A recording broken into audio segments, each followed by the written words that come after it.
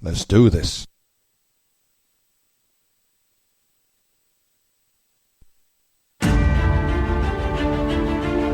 How are you all doing? This is Michael Dean, the Englishman in Sweden. Let us therefore brace ourselves to our duty, and its commonwealth last for 1,000 years. Catcharadio.co.uk.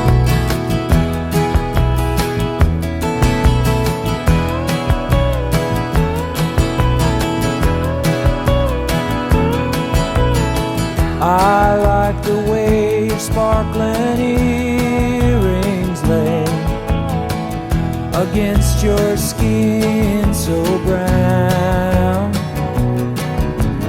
2 p.m. for a dose, because you will not like what I've got to say. Never give in. Never give in. Never, never, never.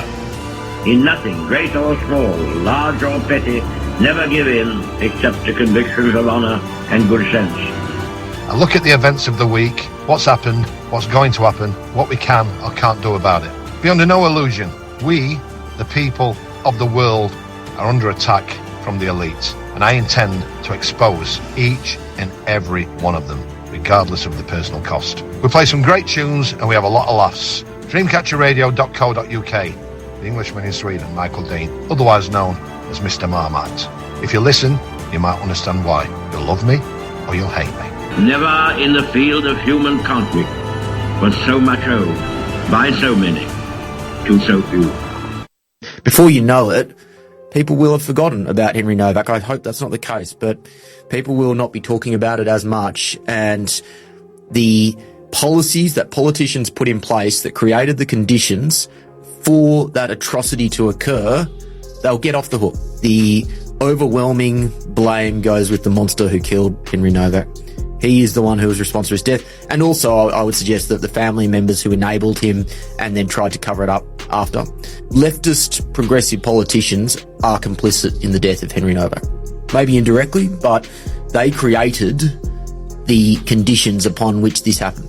They created the multicultural society which made it legal for one bloke to carry a dagger around and another bloke not to carry a dagger, even if him carrying a dagger meant he may have had a better chance of protecting himself.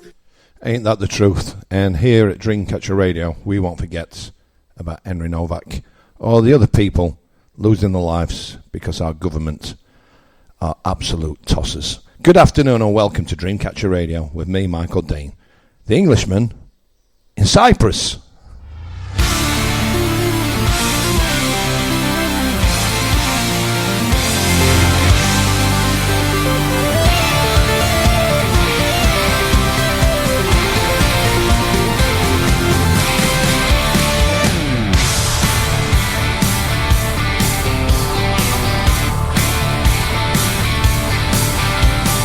Hey there, girl, it's a beautiful world on a downward spiral.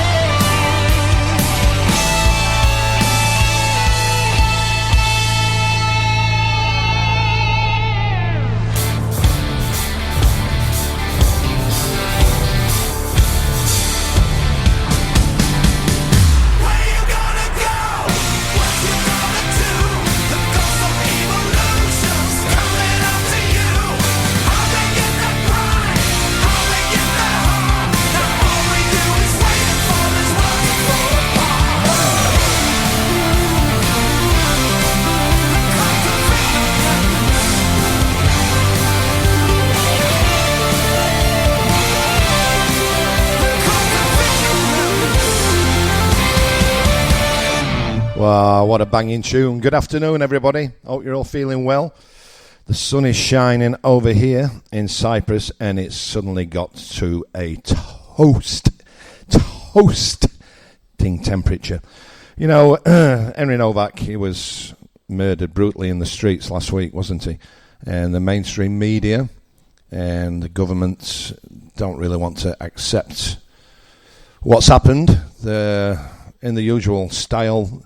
Because it was white person, then they won't talk about it. If it had been the other way around and a white boy killed a Sikh with a knife, it would have been front line and everybody would be taking a knee, and they're not. We've got so much to get through today, but before we get into everything else, let's just have one. This is interesting. This is from Sky News, actually, when, I don't remember his name, presenter, interviewed the absolute thicko, David Lammy. Listen to this. This is about Henry Womack and what's happening. We're friends, but you don't really know what you're talking about when it comes to our country. Well, let me play you something. This is the Prime Minister in 2020. Can I start by expressing shock and anger at the death of George Floyd? I do hope that next time he speaks to President Trump, he will convey to him the UK's abhorrence about his response to the events. Why is it okay for Starmer, and by the way, your colleagues, Shabana Mahmood, Sadiq Khan, all to express views about a death in an American city, even before the trial took place, by the way, whilst J.D. Vance, you gets ticked off by you for commenting on a very similar tragedy here in the UK. Couple of things. Overwhelmingly, the response to George Floyd. This guy's so stupid. Right across the globe. I remember we were all at home during the pandemic. It was horror. But that's not the question I'm asking. I'm explaining the context. That's the first context. The second context, of course, is that we are in government. The J.D. Vance is in government. When you're on the backbenches or in opposition, you're free, frankly, to reflect on anything. But I think there is a distinction. No, it's okay for the opposition to be irresponsible. No case is exactly the same. But but here we have a family. I'll just pause it there for a second. I mean, David Lammy, has he got to be the thickest dickhead on the planet or what? And he is the deputy prime minister, is he? Whatever he is. I mean, the guy can't even string a sentence together. They're refusing to take a knee for Henry, which is outrageous. And, well, we've asked for a specific response. I think it was right for me to remind the Vice President and actually also to note the response in Parliament. The Conservatives, the Liberal Democrats, the Greens, SNP, Labour, all broadly in the same place. Only Nigel Farage... Now, there we go. They get on to Nigel Farage. I can't stand Nigel Farage, but he was totally right to call out the people of Britain to do something about this savage murder of a Polish white boy. The fact that everybody agrees doesn't necessarily make it right, but I want to come back to that. One of the reasons I was interested in what J.D. Vance said was that he used a really interesting phrase, and it's an unusual phrase. Here's what he said. Each time a life like his is lost, the proper response, the only response, is righteous anger. I looked up what you said about the death of George Floyd. We have to find a way to transform this righteous anger into meaningful reform. I think, you know, righteous anger. I don't want to call it righteous anger anymore. White privilege. You know what white privilege means today? Today means that you're a target for every immigrant, you're a target for every government, you're a target for every media outlet. Because you're proud, because you're nationalistic, because you're a patriot, does not mean that you're an extreme right winger or that you're off your trolley, does it? I mean, David Lammy, he makes me sick. He was the first to take his knee for Henry Floyd, who was a known drug dealer, and he was going to shoot a woman in his stomach. Henry Novak had done nothing wrong to anybody, and our government cover it up because they are only interested in appeasing all the immigrants.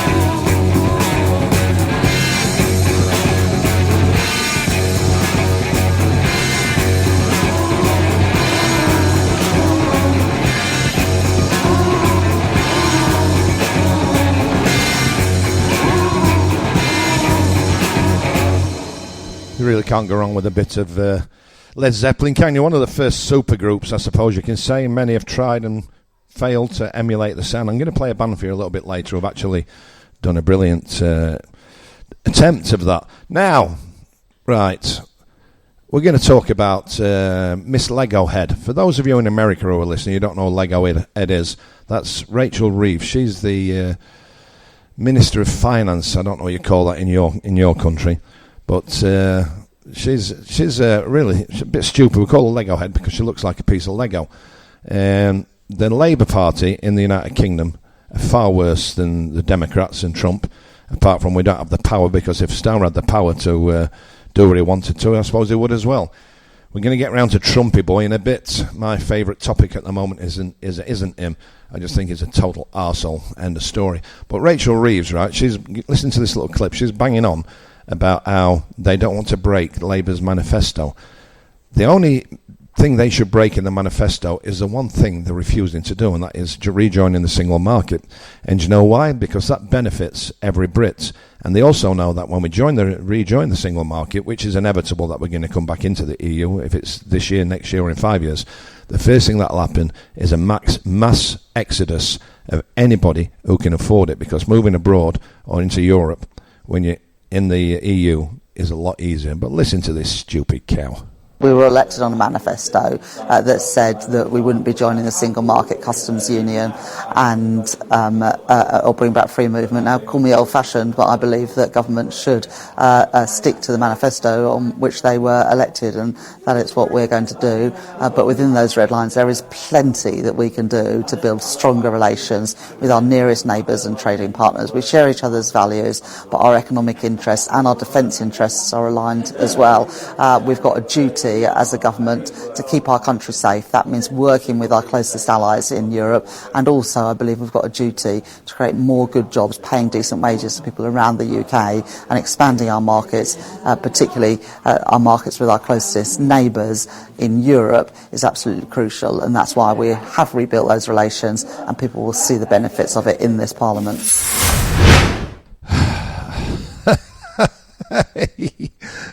I mean, the lunatics are running the asylum. They really are. I don't know what to say about Labour anymore. I don't know what to say about any of the British government anymore. We're going to have a look at Farage and his finances in a short while. We all know that Starmer's just a total sellout to the World Economic Forum, and so will the rest of the Labour Party. If Ed Miliband takes over as Prime Minister, well, net zero is going to be the demise and total and utter demise of Britain. But you know, I'm starting a new show right out here in Cyprus, ABBA Rocks, and I've had a little bit of flack from areas where I didn't expect to get flack. Yeah, you can't sing ABBA. Well, and I've been singing now for 45 years, and I get bored very easily these days. I really do get bored, and I have to find ways of keeping myself interested so I can generate the energy to crack on and do it, because with MS it's anybody who's got MS they know. Shout out to the MS warriors out there. I mean, the fatigue and everything that goes with it's rank. Yesterday I had one of those horrible moments where I suddenly realised that my life's never going to be great again. I was out walking my dog and I saw this little bay, a really nice little bay which were perfect for Lily to swim in. And I looked at the incline and I thought, well, I'll either not get down it or I'll not get back up. My legs and my balance are that bad these days. And I just sat and I let Lily go, and she ran down and she went off the cliffs and she went into the water and loved it. And I just saw it and sat there feeling sorry for myself, actually thinking, my God, 5 years ago I were in the gym 5 days a week. I were running 5-6 kilometres a day, and today I can hardly walk. And it's one of those sobering moments when you think, well, be grateful for what you can do. And singing and performing is one of those things. And so I'm getting around very long-winded way around to a guy called Tommy Johansson. Now, my oldest mate in Sweden, Big Peter, he put me onto this guy. He puts me onto lots of great music. And I heard a version that Tommy's done of an ABBA song, and it absolutely blew me away. So now I've been getting the backing tracks put together. I'm going to do ABBA Rocks, and it's going to sound something like this, only in my voice, not Tommy's. This is Tommy J, an incredible instrumental and brilliant vocalist. He plays all the instruments himself and is singing. Listen to this. You're on Dreamcatcher Radio with Michael Dean. The Englishman in Sweden, sort of. This is The Winner Takes It All by Tommy Johansson.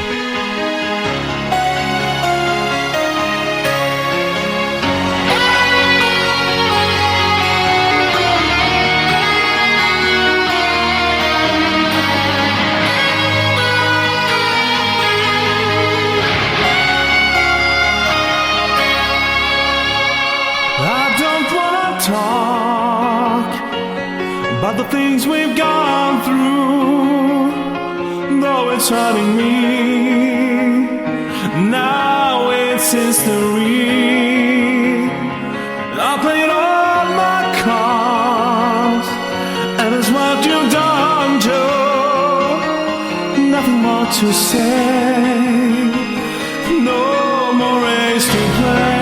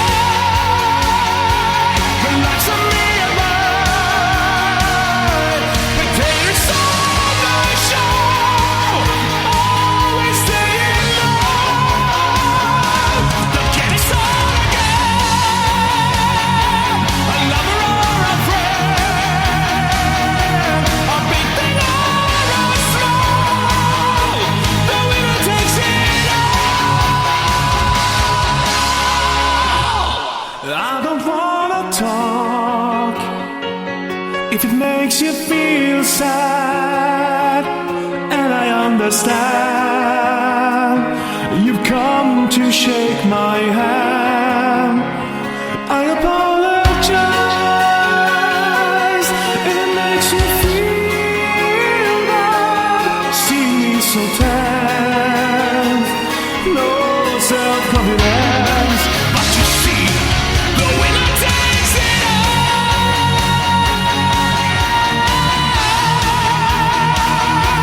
The winner takes it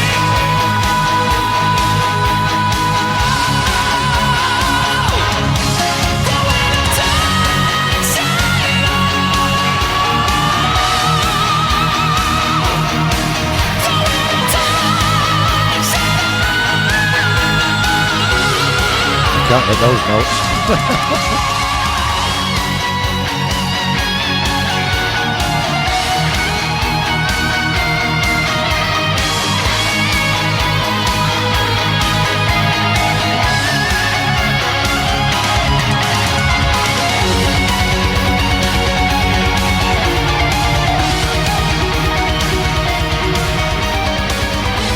That's a young Swedish fella by the name of Tommy Johansson. I mean, how good is he? How good is he? How good is he? He plays every instrument as well. It's mind-blowing. It's mind-blowing. Right, we're just going to keep flowing today. And Cyprus, you know that it made the news over there in America. And good afternoon, all my American listeners. How are you? Good afternoon, Britain, Sweden, Portugal, Germany, Alice Good, Alice Clark, Holland. We've got people from around the globe. And as you know, I've gone on and on quite a bit about what's going on over here and how the mainstream media, again, always the mainstream media, isn't it? And the government's pushing, saying that, oh, be careful, don't get to Cyprus, it's dangerous, and a drone attack. And I said it's a load of BS, and I called them out on it. And, well, it is a load of BS, and it did massively affect the tourism here. In April, it would have write-off totally. I should have started in March, but, well, we know what happened on the 28th of February, don't we? And then the orange orangutan dementia Don decided to, instead of rimming Netanyahu, he dropped some bombs. And the response they got from Iran was not what they expected. I think it's what everybody else expected, because Iran have had 40 years building up and waiting for a chance to bloody America's nose. But I called it out, and I said, I can tell you now for sure, the direction of what the drone came in from was not from Iran. And I pointed a finger at Israel. I got into serious bother. They took my post down on all the social media sites. And now the rumblings from around the world are the same. Just have a listen to this. I can just tell you now, Cyprus is now packed. Cyprus is really, really hot. It's full with tourists. It's a brilliant, brilliant destination. The people are much friendlier than, for example, the Spanish. The police are much friendlier than, for example, the Spanish. The food's better than, for example, in Spain. And, well, it's just a great, great, great destination. But listen to this, what this guy has had to say about what happened with the drone in Cyprus. One drone hit Akrotiri, which is a UK base here in Cyprus.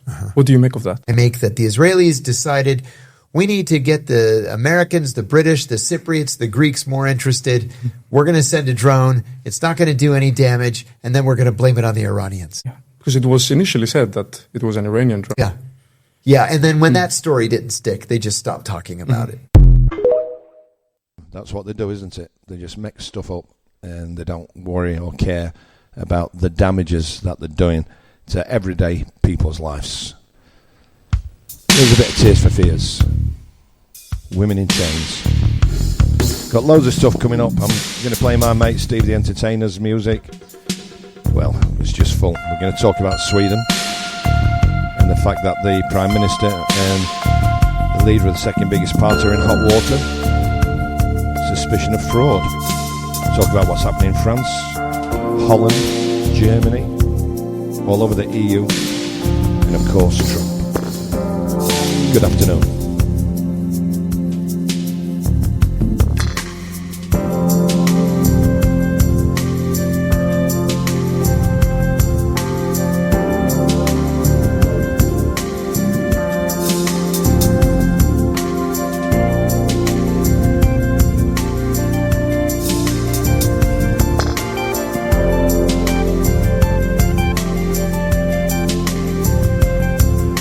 You better love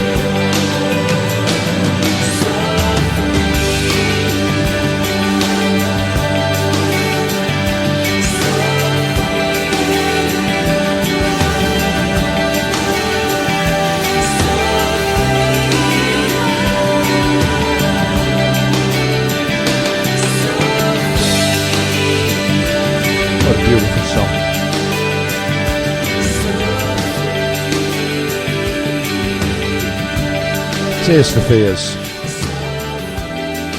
Well, we're talking about Steve the Entertainer. I first got to know Steve when I was living in Mallorca. And we were both on the circuit together, and we just sort of hit it off. We're both loners, I suppose you can say. We like as women and we love as kids, but in other words, we don't really socialise. It's not that we think we're better than anybody else, it's just that we don't really socialise with other people. I mean, I'm not everybody's cup of tea. That's quite simple to say. But he was going to get Tears for Fears, right? Tears for Fears were going to perform in a little place, Cabaret, not Cabaret, I forget the name of it now, where he lived. And he had a bar there, which were a great bar. And I used to sing there. And he booked Tears for Fears. Now, think in mind that they had Woman in Chains, Everybody Wants to Rule the World. They had several massive number one hits around the world, and he booked them for $5,000. That's how the mighty have fallen. That's just before COVID happened. But Steve's an entrepreneur, and he's a very intelligent guy. And I'm using it. I use it actually. It's called Hey Max, and you think about all this AI and how people are saying that it's dangerous and we've got to be careful about AI. Quite often somebody gets hold of AI and they do something fantastic with it, and Steve's done exactly that. It's like Siri on steroids, I suppose you can put it down. You can talk to him and he answers you. If you're thinking about a subject, you ask him and he'll search all the databases, and he'll just answer you everything. You can ask him how to get in a better mood. It's just incredible. And he's also got this big music program as well, which I use on stage, and you can mix all your music on stage, and you don't really need anything except your microphone, a little interface, and plug it into your iPad and put that into the sound system, and it cuts down on all the cables and all the hassle. But his Hey Max is really off the charts. It puts GPT in the shadows. It's all voice and hand free.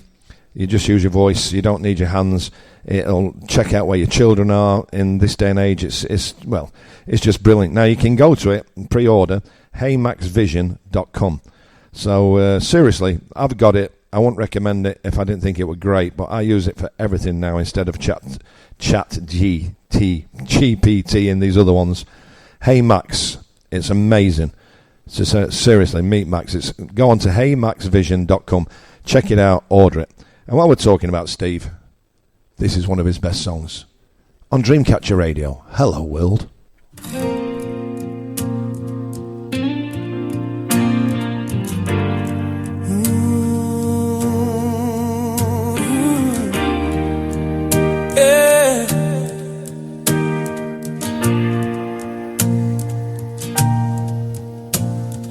Talk all night, even through the day.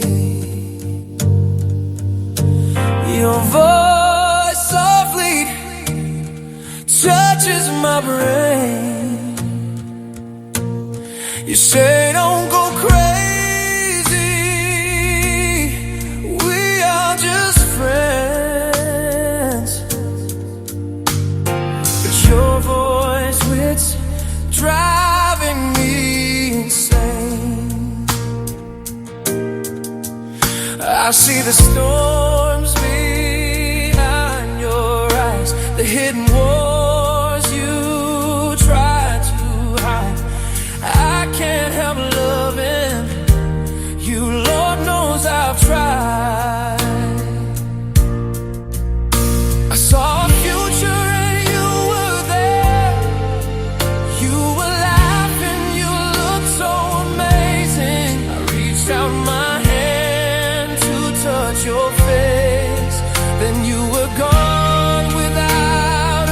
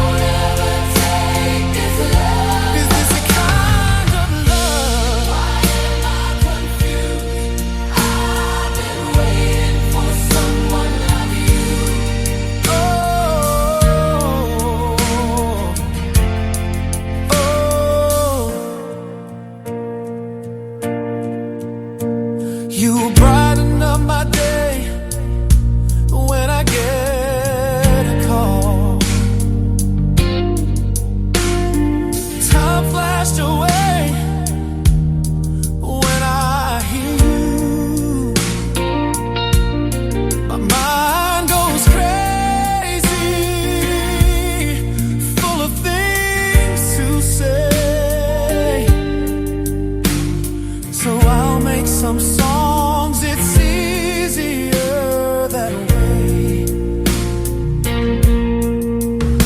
You laugh when I say marry me, but one day you will see I'm just ahead of you, hoping you catch me. I saw a future and you were there. You were laughing and you looked so amazing. I reached out my hand to touch your face, then you were gone without a trace.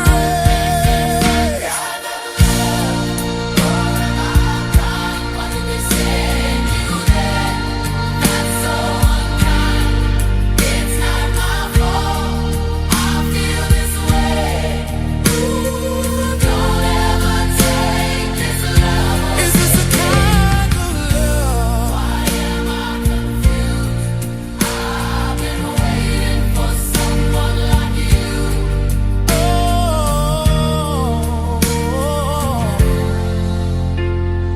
Maybe I'm crazy, maybe I'm mad, maybe I'm stupid, maybe I'm sad, but I know what I feel. I ain't no child.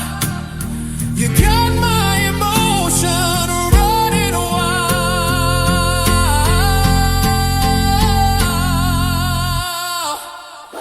I saw a future and you were there. You were laughing and you looked so amazing. I reached out my hand to touch your face, then you were gone without a trace. Kind of love, or am I blind? Why did they send you there? That's so unkind.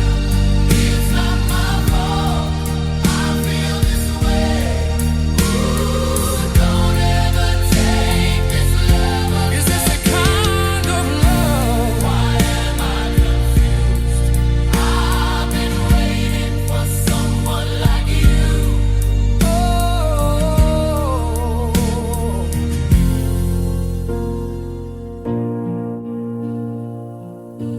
I'm not saying this to make you crazy, and I don't want you to be sad. You can't help the way you feel. I told you I'll never lie to you. I always say what's true. Is this a kind of love? 'Cause I'm so in love with you. That's my mate, Steve the Entertainer, A Kind of Love. One of, well, actually probably my favourite song so far of 2026. All of his stuff's great. He's extremely intelligent. He might not look it. It looks pretty thick, but he's actually very intelligent. I know he's listening now, so he knows I'm having a laugh. But check out Hey Max Vision. So HEYMAXVISION.com. And have a look at Meet Max. It's quite phenomenal. It's actually mind blowing. It really is. How good and how clever he is. But that's A Kind of Love with Steve the Entertainer. Now, I was going to talk about something else, but I'm quickly going to divert because I'm getting messages from friends in Northern Ireland, and it looks like it's all going to kick off there. I don't know if you've seen the clips online. Of course, mainstream media. Good old mainstream media, they're not covering it. The decapitation, or attempted decapitation, of a native Irishman in Belfast, I do believe it was. And well, it's insane. You're talking on the streets of a European country, on the British Isles, and it was an attempted beheading. It's critical in hospital. And it's mass protest tonight. I've got a big list of where, well, you can catch it on my social media sites. I'm not going to list all the places, but it looks like it's going to explode in Northern Ireland tonight. And if I'm being honest, so it should. Because I talked about a young girl in Sweden who was decapitated in a immigrant home in Sweden 10, 15 years ago when this big influx came. and she was locked in a room, and she had her head cut off with a very old carving knife, so her death would have been excruciating and not exactly quick. But this is what I saw in Belfast, middle of a street. Now, I just want to say, I'm not going to incite violence. I'm not going to incite trouble. I don't want to do anything like that. But let's be honest about it.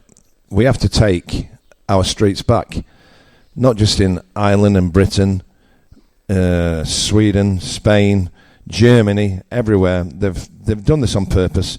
They talk about that it's conspiracy theorists saying that we're saying it's a replacement agenda, which it actually is. They're doing all they can to outnumber us, and these sort of attacks are now becoming extremely regular. It's very worrying times. I worry constantly about my kids. I really do, because they're in Sweden and don't believe all the hype about how things are getting better in Sweden, how they're deporting people. We're going to talk a lot about Sweden a little bit later. But just so you heads up, in Belfast tonight, reported road closures as mass protests start at 7 p.m.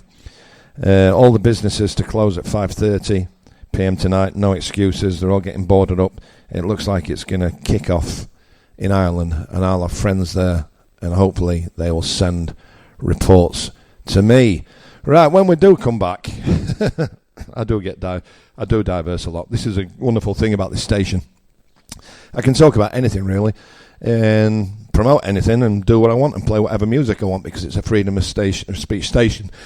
It's definitely the quickest growing online radio platform in the United Kingdom. It's massive numbers. Some of the presenters are great. We've even got a lady in Australia broadcasting. I'm currently in Cyprus. We've got people all over Britain. We're having young kids who are going to come on as apprentices. It's great. Steve and Brothers, who start the show, have done a sterling job for the community, and I'm so proud to be a part of it. But I'm getting some great music sent my way. And when we come back, we're going to talk about the chaos in Germany. But here we go. This is Rebel Road music with Copperhead. Roadkill. Good afternoon.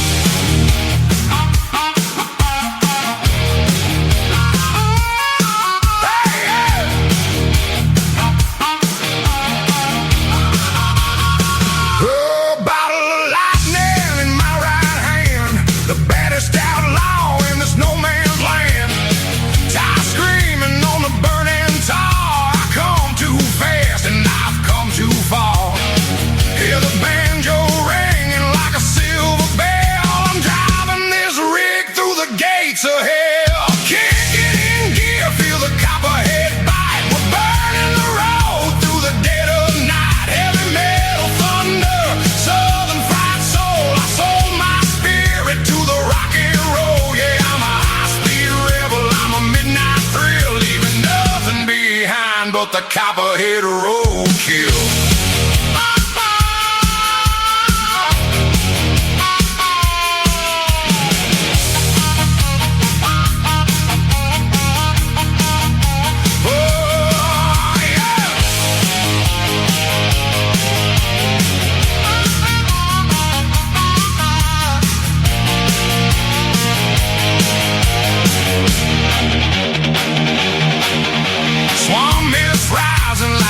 In the trees,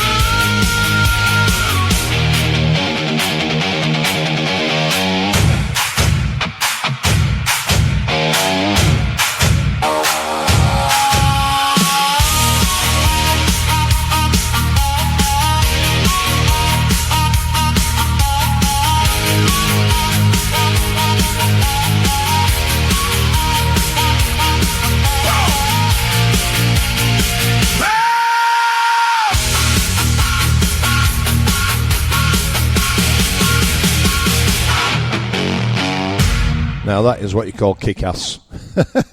Copperhead Roadkill. Proper tune, innit? Right, you know, I get a lot of my knowledge, I suppose you can call, or my information in America from Americans. I've got a lot of friends in America who are British, living there, Swedish, living there, American nationals, Chicago, afternoon Bill, how are you, mate? The Republicans, the Democrats, the Independents, and I just get all the information from them and I put it into a little box and I pick out the pieces I want. Now, in Germany, for example, I don't suppose you're aware in America, and I've got a lot of listeners in America, everything that's happening over here. First of all, Germany lost their seat on the United Nations seat. They lost a seat on the United Nations defence unity, which is total and utterly embarrassment. It's a massive embarrassment for Germany.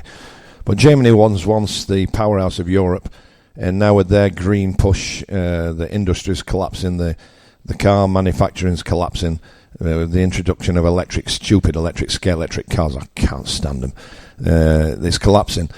And I'm going to play a snippet now. It's a few minutes long, but it's very interesting. So have a listen to this. Something is breaking in Germany.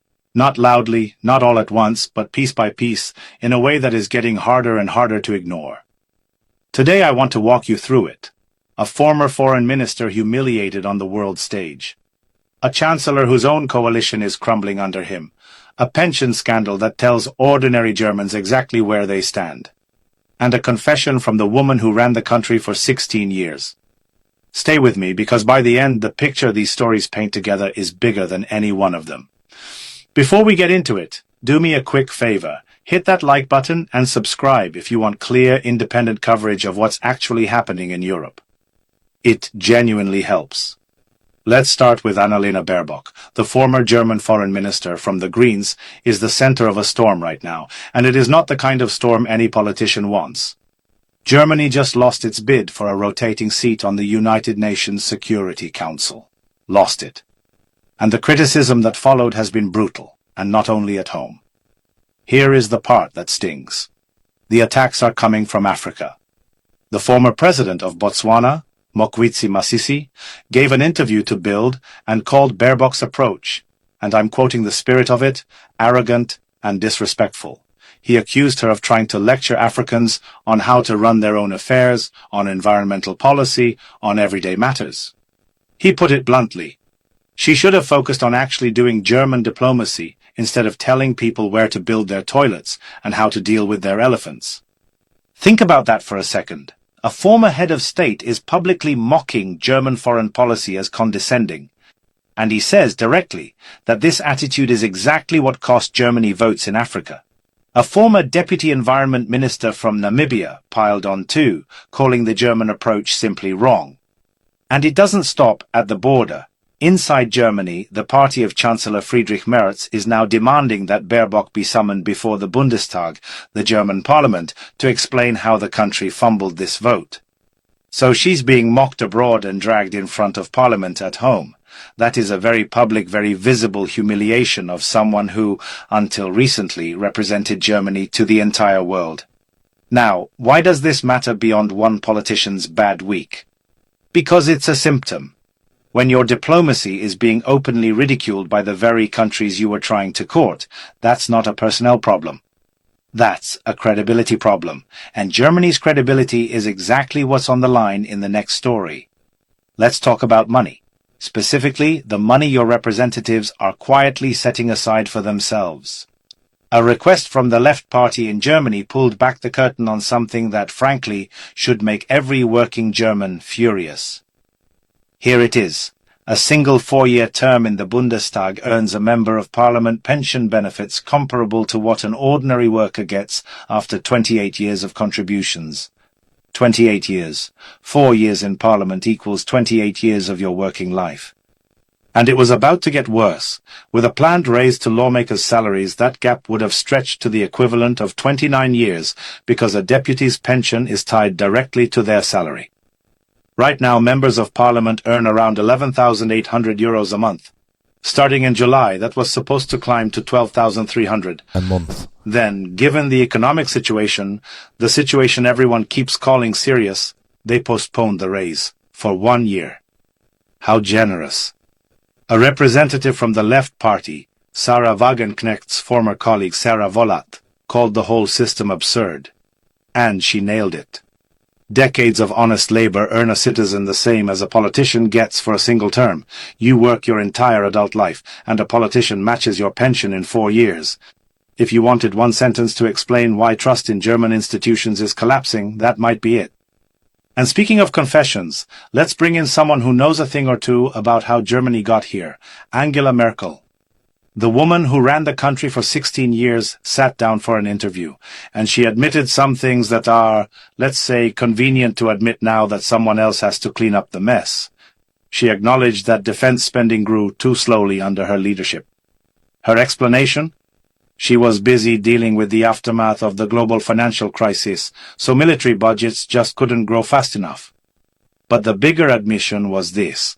Merkel conceded that her migration policy fueled the rise of the nationalist alternative for Germany.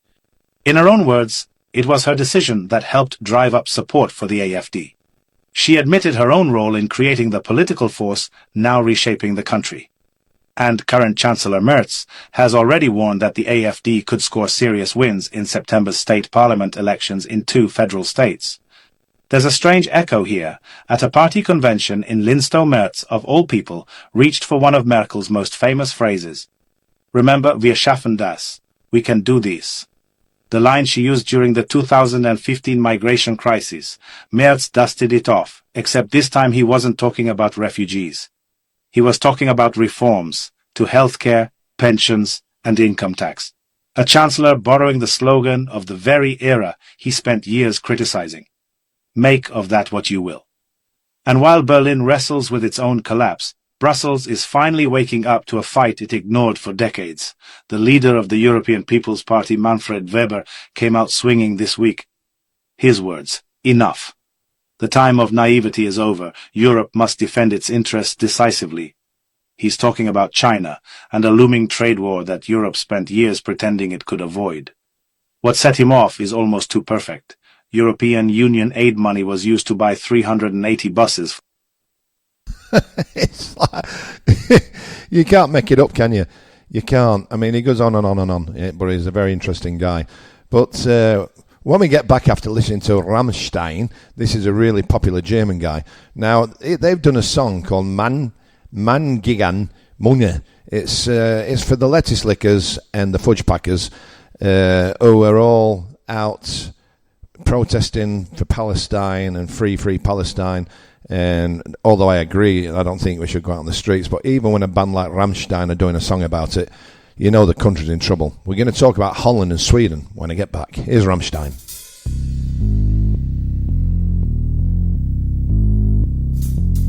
Das Schicksal hat mich angelacht und mir ein Geschenk gemacht, warf mich auf einen warmen Stern, der Haut so nah, dem Auge fern.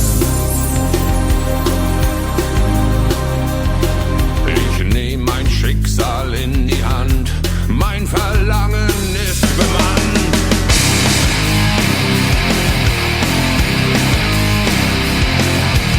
Wo das süße Wasser stirbt, weil es sich im Salz verdirbt, trag ich den kleinen Prinz im Sinn, ein König, oh, eine Königin.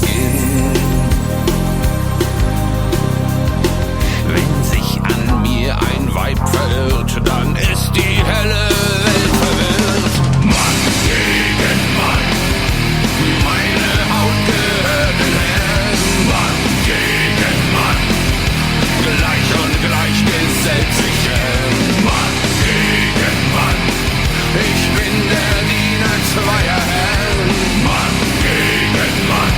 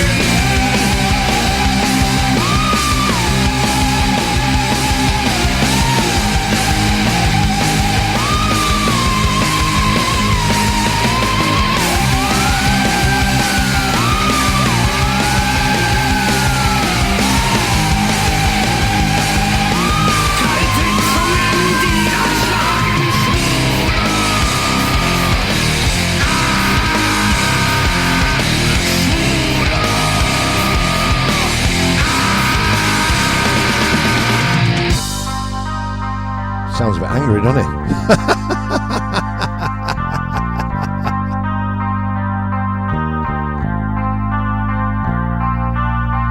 Mich interessiert kein Gleichgewicht.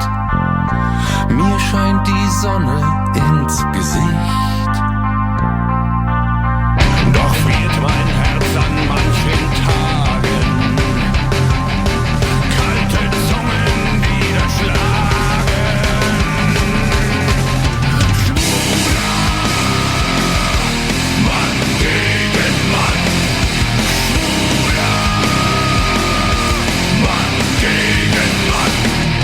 Schwuler Mann gegen Mann. Schwuler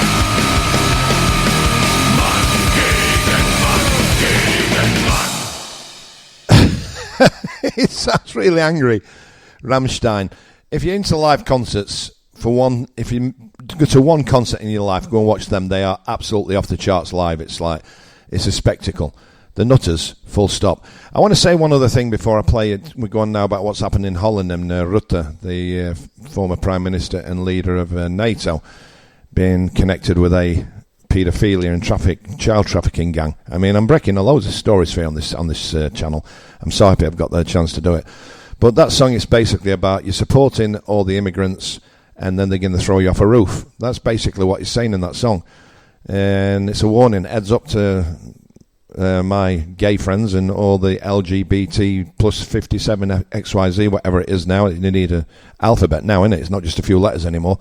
But you're supporting something that you don't understand hates you. Not much more to say about that, but listen to what's happening in Holland. This guy is great. I follow him on social media as well, and is exposing a lot of things like I expose about Sweden, because I spend the majority of my life in Sweden. But listen to this guy about Holland. This is for the people outside of the Netherlands that doesn't know how corrupt the Netherlands is, okay? I've mapped out the network of Joris Demming, the biggest child sex human trafficker in Europe. He was connected to a guy called Nico Langeveld who delivered children to him. Nico Langeveld is responsible for throwing a 3-year-old child into a barrel of acid after raping her. And he is also responsible for the death of a 12-year-old child on a sex yacht in Amsterdam in the 90s. And everybody is connected to Mark Rutte, the Prime Minister of the Netherlands, who is now a NATO general. He got promoted after the Dutch childcare scandal, which affected 26,000 families and took away over 3,000 children from their home, 500 who are now declared dead. Blood is on the hands of Mark Rutte, the Prime Minister of the Netherlands. And the PDF link is in my bio, okay? Go check it out. Share this so everybody can see it, okay? Share it, share it, share it. The children deserve justice. The children do deserve justice, and it's a very worrying trend, isn't it? In Britain, we've got a homosexual, I've got nothing, get this right from the beginning, I've got nothing against gay people, homosexuals, whatever floats your boat, you just don't float mine. But we've got a closet homosexual in Keir Starmer in charge of Britain. You've got a Frenchman married to another Frenchman, Jean-Paul, and old Emmanuel Macron, Barack and Big Mike Obama. It seems that they're all weirdos, you know. I don't get it. If you're transsexual, transvestite, big deal. I don't care. There's a great bar where I am in Cyprus, Diamonds, and they're all trannies, and I don't care. Good people, and they do some great shows. But this is a phenomenon now. We had all the child rape gangs in the UK, which are still going on, and can't say they don't know what a grooming gang is. In Holland, it's massive. In France, they're out protesting today about the death of an 11-year-old girl yesterday by a man who's been arrested multiple times. And apparently there's 28,000 ongoing cases now in France regarding pedophilia and child abuse and child trafficking. Zelensky, child trafficker. Trump, the most powerful man in the world, or was the most powerful man in the world. I've seen videos of him raping a child. What's wrong with all these people? I really don't know. It makes me sick to my core that there are so many weirdos, and all these weirdos are protecting other weirdos. Like Keir Starmer, he protected Jimmy Savile. Jimmy Savile was best mates with Charlie Boy, the king in the United Kingdom. They all have these black eyes. They all wear red shoes. Child trafficking around the world is monstrous. And we just have to stand up and say enough's enough. And when it comes to the thing with these attacks on our streets, it's irrelevant which country you're in. In America, you're lucky you can carry firearms. In Sweden, you can't. In the UK, you can't. But instead of standing there filming, watching people try to decapitate somebody, run in, pick something up, smack it, whoever's got the knife right across their canister, that's the head, and do your bit. Don't film it. Get in there and protect your fellow citizens, because our governments will not protect us.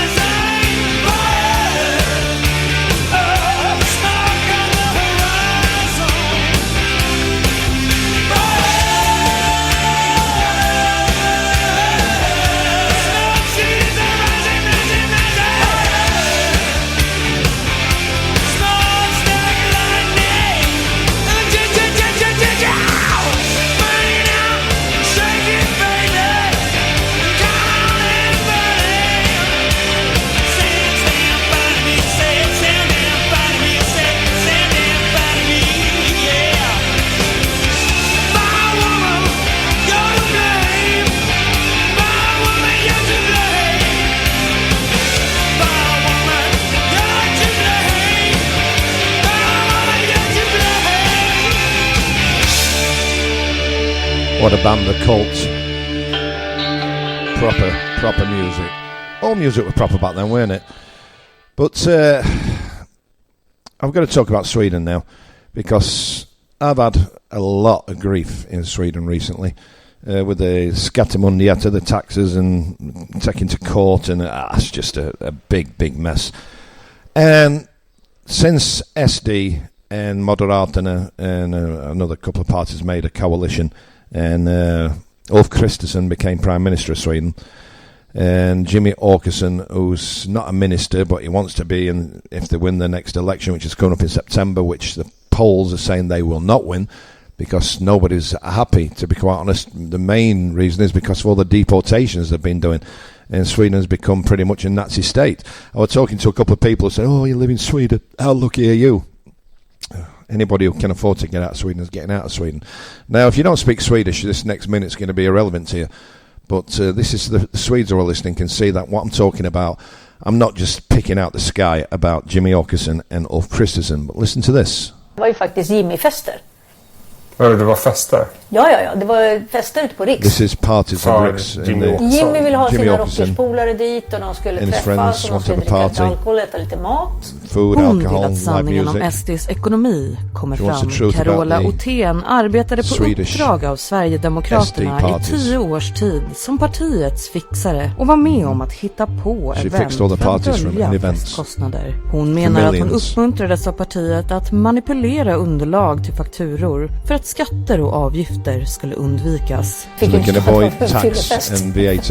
Med Jimmy. Man ska dölja vissa saker i bokföringen och vissa saker bryr man sig inte om. Och sen så har jag ju sett andra olagligheter också. Nu har hon hamnat i konflikt med partiet efter bråk om extra påslag på fakturor. Något som har lett till att hon polisanmälts av Sverigedemokraterna. Hon har delat material med Kalla fakta som visar hur hon har hjälpt partiet att fiffla med underlaget.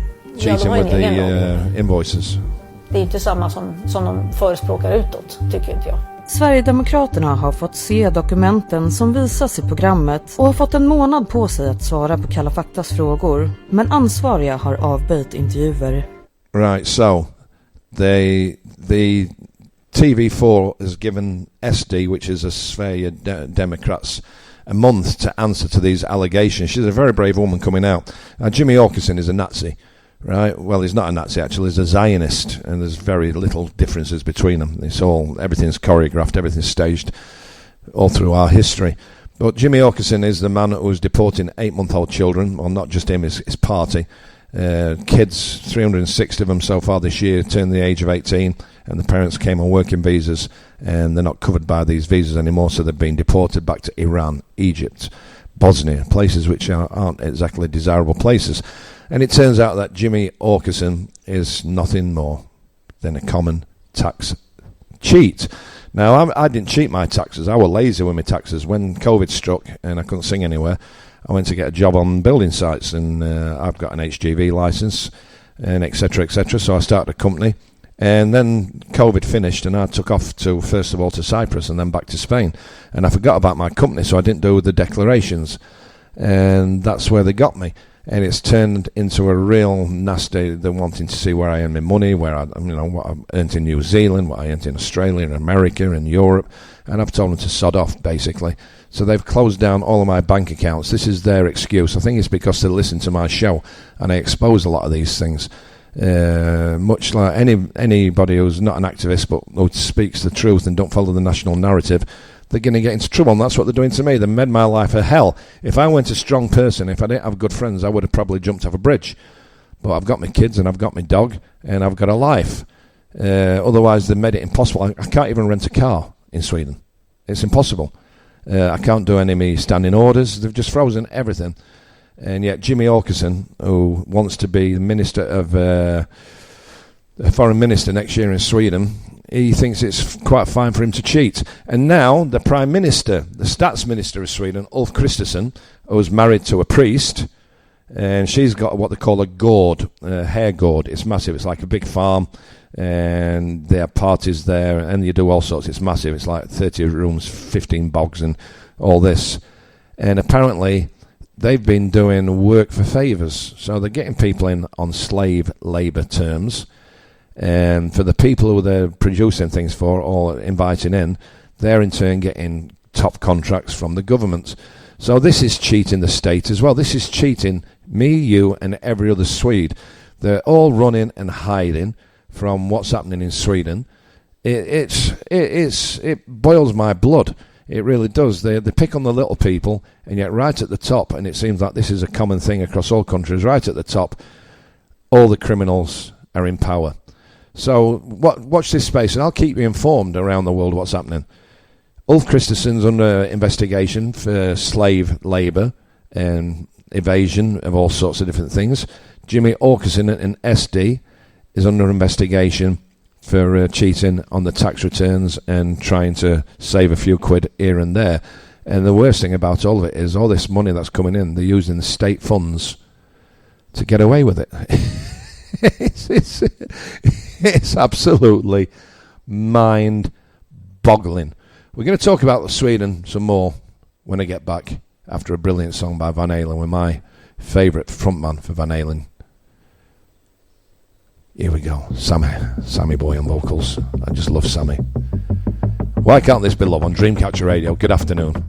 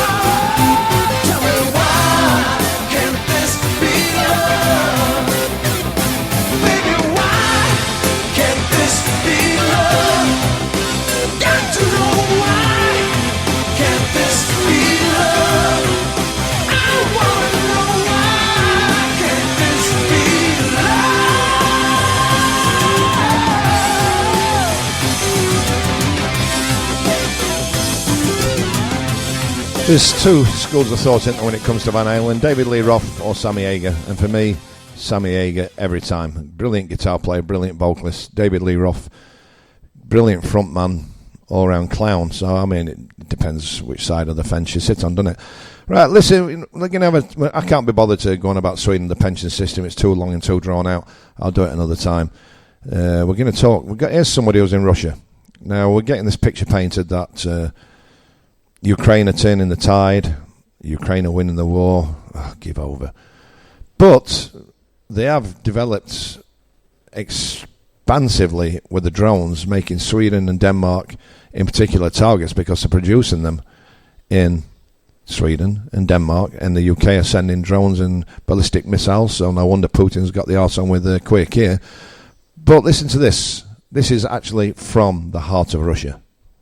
You know, there's a lot of people in the West who continue to think that Ukraine is the good guy. I'm standing at an airport right now where all the flights have been delayed. We've been getting text alerts saying there's unmanned aerial vehicles, drones in the area, and so it delayed all of our flights. So if you're sitting there in the West and you're thinking to yourself, oh yeah, Ukraine, good for them. They're targeting civilian airports, civilian infrastructure. Oh, let me guess, Russia, it's all Russia's fault. Lugansk, Donetsk, the territories that Russia went into belong to Russia. Legally. I don't care what you say. I don't care what the West, the UN, etc. tries to say international law or manipulate what international law is. The reality is they had a legal right for annexation, Lugansk, Donetsk. They annexed themselves and then voted for reunification with Russia, which makes those territories, by international law and even Ukrainian law, annexation, legally part of the Russian territory. So when Russia's on its own territory fighting an aggressor, then who really started this? Stop being manipulated, stop being lied to, stop letting the West control you, tax you, and send your money to corrupt governments. There you go. And when we come back, we're going to talk all things Trump, all things the World Cup, all things USA, Iran, and all things Lucifer. Lucifer, my friends, is Benjamin Netanyahu. I'm going to play the whole song, especially the end. I hate it when DJs cut it off. It's the best part of the song. Here's Guns N' Roses, Paradise City. And Dreamcatcher Radio with Michael Dane. Good afternoon, world.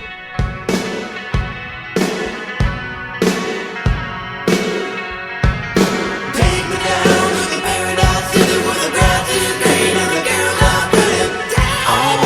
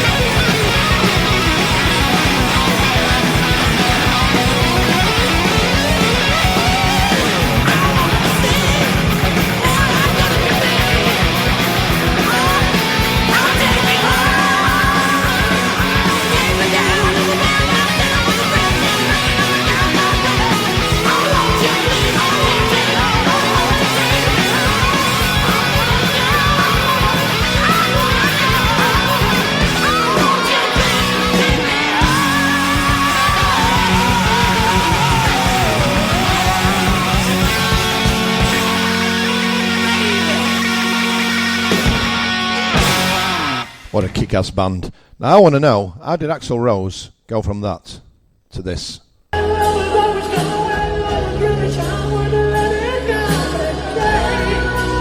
Sounds like Mickey Mouse.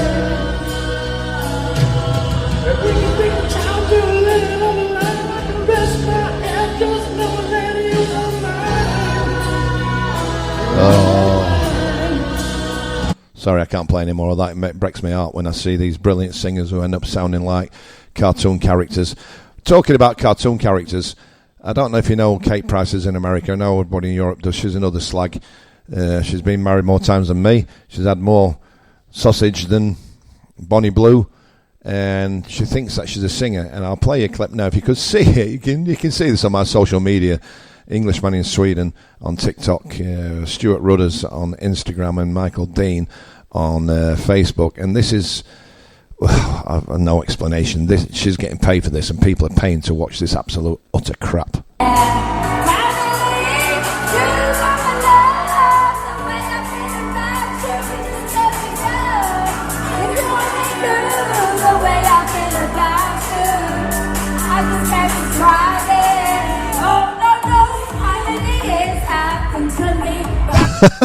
I can't pay more of it. It's painful. It's painful, but she's getting paid for that. Right, we're going to go over to America. We're going to talk about the World Cup. We're going to talk about Trump, how rude and obnoxious he is. But before all that, have you noticed that the climate crisis seems to be dissipating a little bit? It's not on the front page of every paper now. And, climate change, and we're all going to die, we're all going to fry. Probably because of all these AI centres. Now, I'm going to do a I'm going to do a whole show on this. I've got some really interesting people who have been researching it for a while. But just listen to this about AI, what it's doing to our water supplies, to the power grids, and to our nature. Listen to this. 2.5 times larger than Manhattan. Yeah. I wonder how long the actual data, how big and just the data center requires more than double the current energy consumption of the entire state of Utah. Yeah. Come on. I mean, that's unbelievable. What do you think's really going on there? Do you have any intel about it? You have to assume that this is Intel related, because look at the companies that are involved. We're talking about Palantir and NVIDIA and Abraxas and all these big companies that either took CIA investments to get started as seed money or are staffed by retired senior CIA officers. They're not doing it for their health. Why is so is the CIA now is spying on our own people? Oh yeah, that's what Ed Snowden warned us about. Yeah, without Ed Snowden's revelations, we wouldn't have any idea that NSA and CIA were spying on Americans, which is not just illegal. It's a part of NSA's charter that it may not spy on Americans. And this place in Utah, he and Julian Assange told us about Utah. This new compound in Utah that NSA has built has enough memory, storage space for every phone call, every email, and every text message from every American for the next 500 years. Wow. Why? Just that building? Uh-huh. Then why do they need all these buildings? Yeah, why? They're everywhere. What are they collecting? I'm not sure. And that's it. It's like what it must be. It's got to be all of our information. What would you do right now? Is there any way that people can protect themselves? Do you know? No. It's almost impossible now. Why are they building all these AI centres? In the surrounding areas where they're putting up these big data collection centres, the temperature is rising by 5 degrees. Well, that's 3.5 over the world's ambition to have climate increase change to 1.5. They're building these places, they're massive. And they're also stretching out. Now, for those of you who don't know, this Kushner, is he called, the Zionist who's married to Trump's daughter, and they purchased an island in Albania, but it's not just an island, it's a fortress. It was built, have a listen. Kushner is not buying that island in Albania to turn it into a luxury resort. The story that they've put out is that this is a luxury resort project backed by the Saudis and facilitated by the Albanian government. So this is the island here. Look what even Google Maps has labelled this as, firstly. But let's zoom out a bit. That island is here, right there. It is at the exact point where the Adriatic Sea becomes the Ionian Sea, approximately 56 miles from Italy. The single most important geographic fact to understand is that whoever controls this island, Strazan, controls the Strait of Otranado. This narrow choke point between Albania and Italy is the only maritime gateway between the Adriatic and the Mediterranean. Historically, every single navy that has ever wanted to dominate this area or control trade through it has had to occupy and fortify Sazan. This means a lot of the work is already done for them. There are 3,600 nuclear survivable bunkers on this island. There's also 10 miles of underground tunnels connecting command posts, ammunition stores, submarine pens and hideouts. There are Soviet submarine pens and deep-water anchorages already there, ready for use. Now let that sink in. That's a nuclear prepared island. 3,800 people can hide there. All of this militarising of the island, preparation for nuclear war, was done during the Hoxha regime. I will do a separate video about the Hoxha regime in Albania. But here's the full chain of control. It passed from the Ottomans to the Italians to the Albanians to the Soviet Navy, back to the Albanians, and now suddenly it's going to a private American cartel. The through line here is that it has been a military garrison for the local navy. The exception at the end is that it's now being sold to Jared Kushner. Why is Europe allowing the Project 2025 guys to buy their own nuclear garrison in the middle of the Adriatic Sea? Well, that's a good question.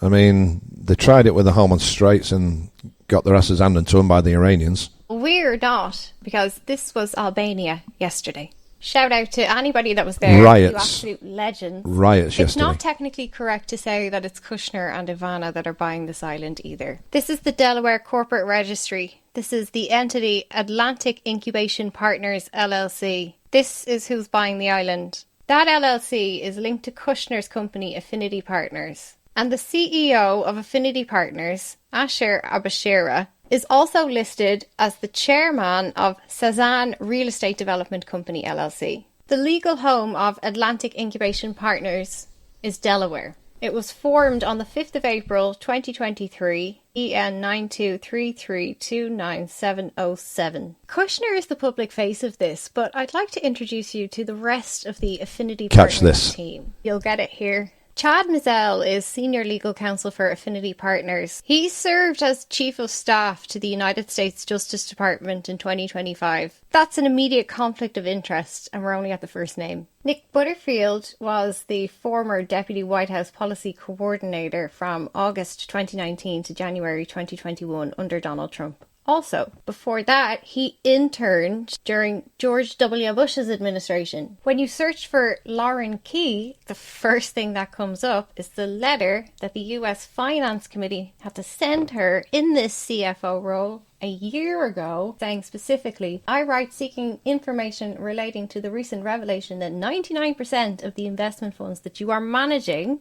is coming from the Saudi Arabian government. This is Chairman Wyden's letter to her, where he literally opens it saying, it is deeply concerning that several Middle Eastern governments are using funds managed by Affinity as a means to pay millions of dollars in fees to the president's son.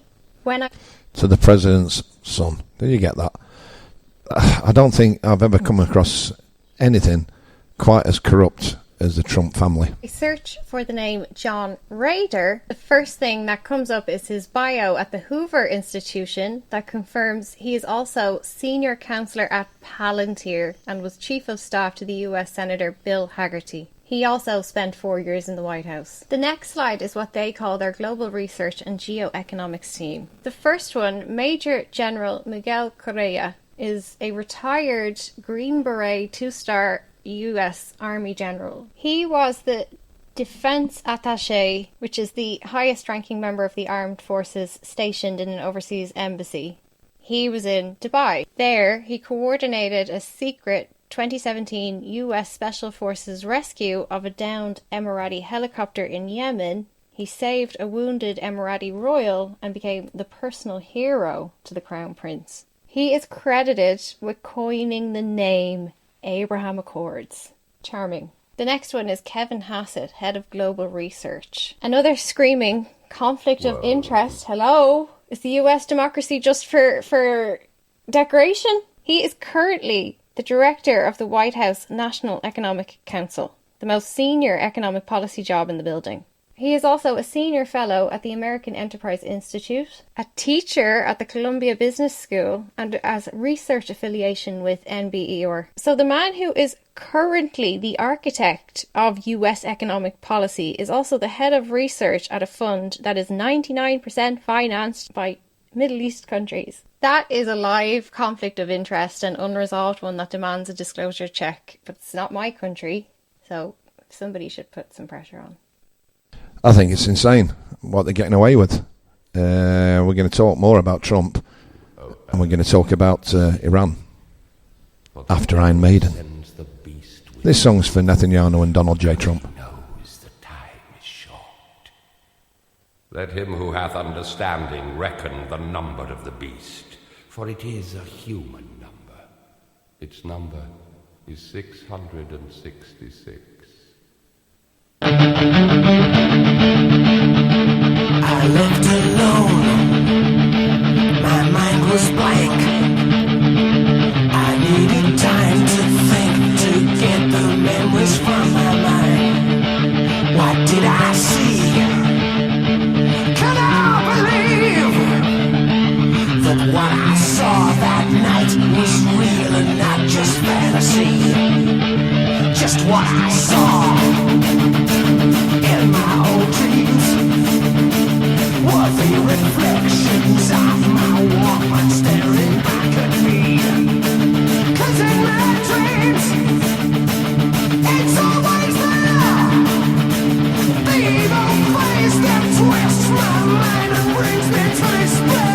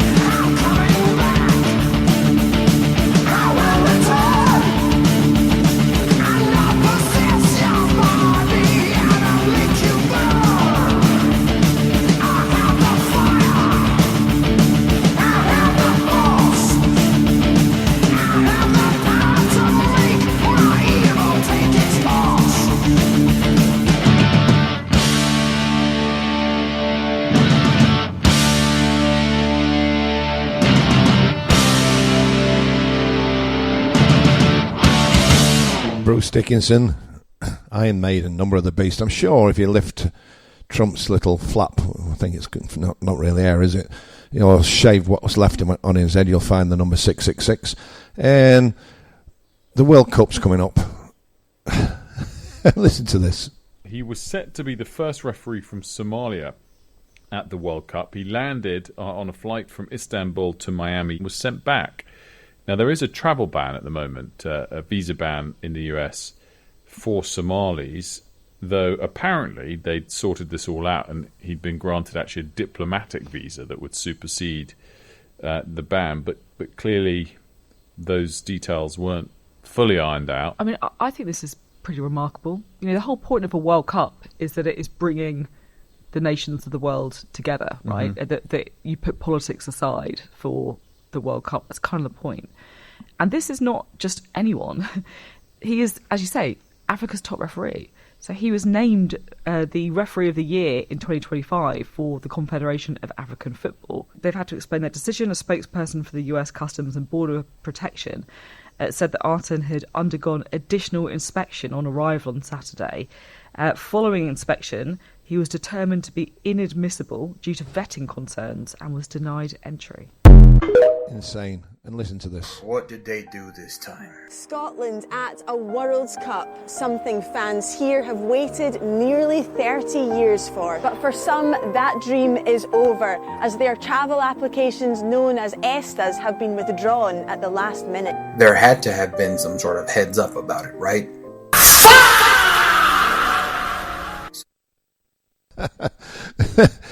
Poor Scotland. I really feel sorry for them. They've waited over 30 years to get to a World Cup, and they're getting cancelled before they even get there. And meanwhile, in America, at the NBA Finals, Trump got booed. Listen to this. That's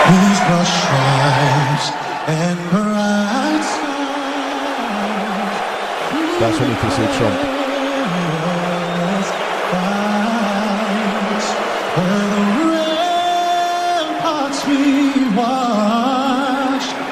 So gallantly streaming. People are booing the President of the United States. In America, it's absolutely mind-blowing. And also now, Trump's had to cancel his little UFC get-together. Listen to I love Meghan. She's great. Okay, just watch this. They're going to have to cancel Donald Trump's birthday UFC fight on the White House South Lawn. And the reason is hilariously perfect. While A-listers like Dwayne "The Rock" Johnson, Adam Sandler, Jared Leto, and even Mario Lopez are publicly ghosting or returning invites to avoid the Epstein-class spectacle, the real comedy is the giant open-air metal cage Trump has been bragging about for months, comparing it to the Eiffel Tower and saying they might never take it down. Now, weather reports show a 65% chance of rain and 39% chance of thunderstorms on June 14th, right next to that massive lightning rod with the president, cabinet, and fighters exposed. No way they're risking that. This poorly planned, over-budget mess meant to grift off UFC hype while Trump holds TKO stock perfectly exposes the administration's incompetence. They can't even throw a birthday party without it blowing up in their faces. Nobody wants to fight for them. The culture war they claimed is lost. And it's all just so funny watching their idiotic ideas collapse in real time. It really is. And meanwhile, this is Trump being Trump. Why I got that?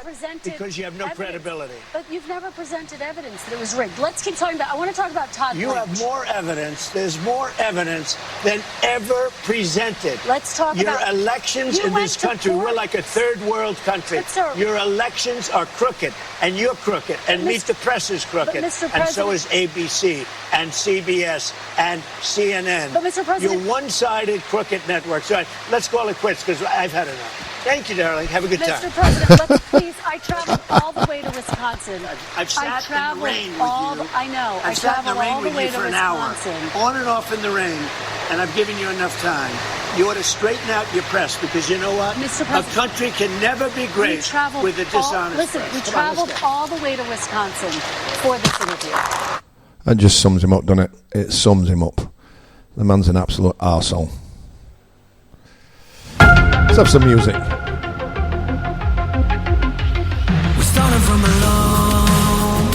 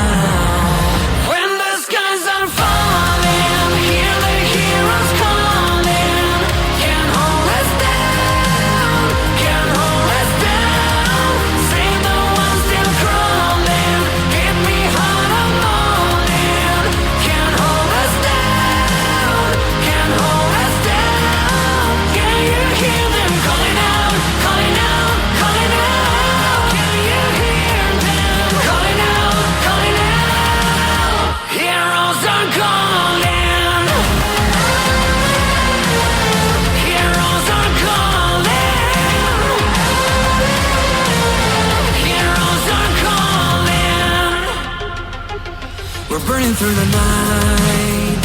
From the darkness out in the light, I can see us rise up, going all the way to the top. They're calling out, calling out, calling out. When the skies are falling, hear the heroes calling. Can't hold us down, can't hold us down. Save the ones still crawling, give me heart of morning. Can't hold us down, can't hold us down. Can you hear them calling out, calling out, calling out? Can you hear them calling out, calling out? Heroes are calling.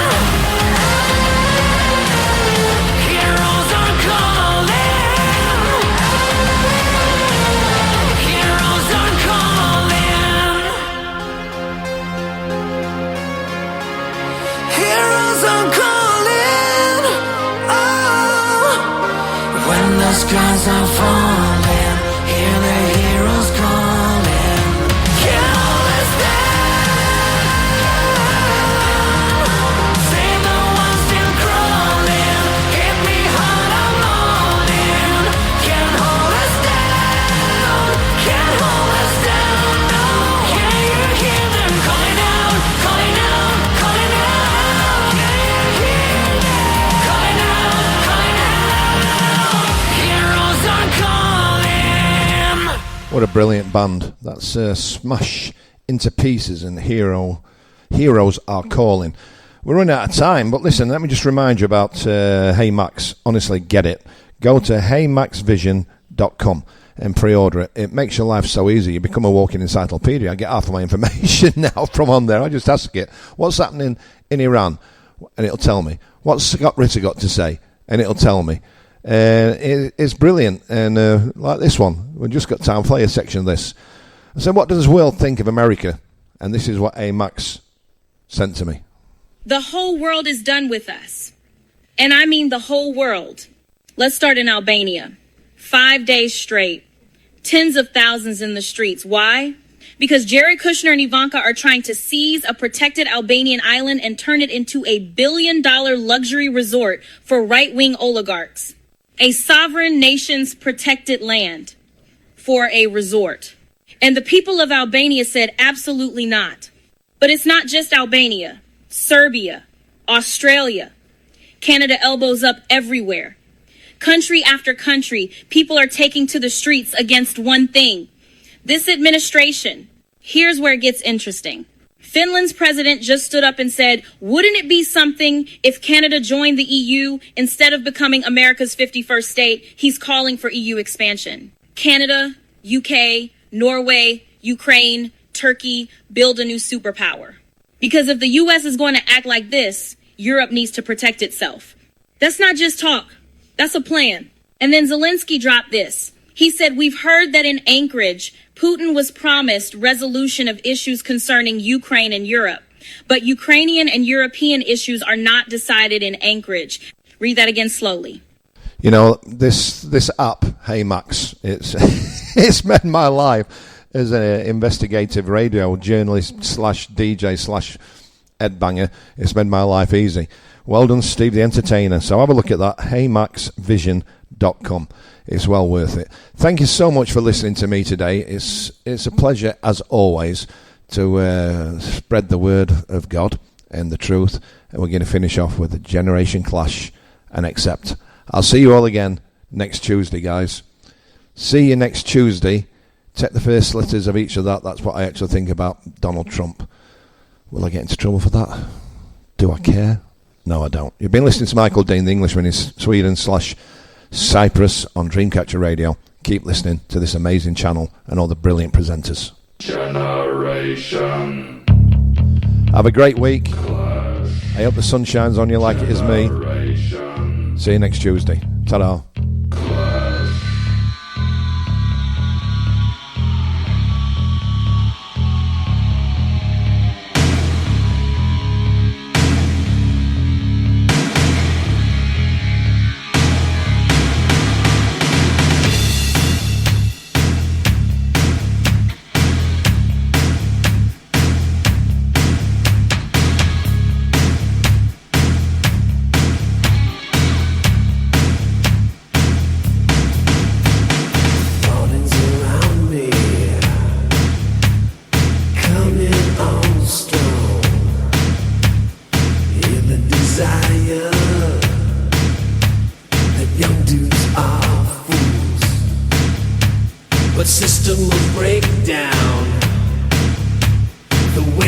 I'll do